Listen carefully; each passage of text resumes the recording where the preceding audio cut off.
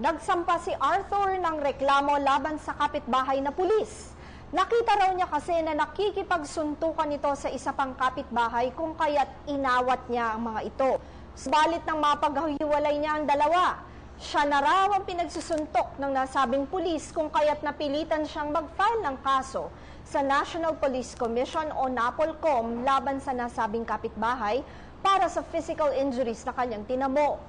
Nang makapag-file na raw siya ng kaso, pinuntahan daw siya ng kapitbahay na pulis at humingi ng paumanhin. Binayaran din daw nito ang nagasta niya sa pagpapagamot. Sinabi daw nito na lasing lamang siya at doon na sila nagkainitan ng kapitbahay na matagal na niyang kaaway. Habang nagsusuntukan daw sila ay nawala na siya sa wisyo kung kaya't hindi daw niya nalaman na si Arthur na pala ang sinusuntok niya. Wala naman daw talagang intensyon nito na saktan si Arthur. Gumawa daw ng affidavit of desistance si Arthur. Maaari na daw bang ma-dismiss ang kaso na isinampa niya laban sa kapitbahay na pulis. Arthur, kung yan ay isang regular na criminal complaint for physical injuries na nasa piskalya o regular na korte, maaaring ma-dismiss ang kaso sa pamamagitan ng affidavit of desistance mo. Pero ayon nga sa'yo, sa NAPOLCOM mo isinampa ang reklamo.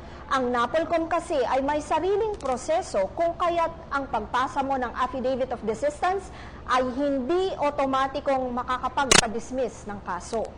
Ayon sa Section 12 Rule 17 ng NAPOLCOM Memorandum Circular 2007-001, bago pa ipawalang bisa ang kaso, ang hearing officer ng NAPOLCOM ang gagawa ng paraan upang madetermina at mahanap ang nagreklamo at ang mga witnesses nito.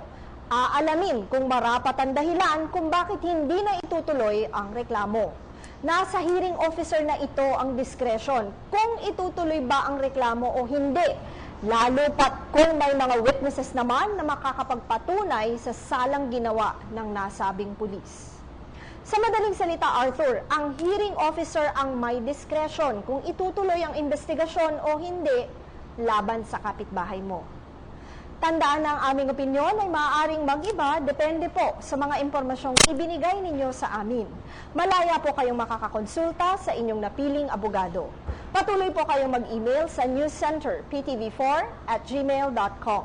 Ito po si Attorney JJ Jimeno Atienza, ang inyong bisig ng batas. Ako po si Cathy San Gabriel. Subscribe na sa PTV YouTube channel. I-click lang po ang subscribe button.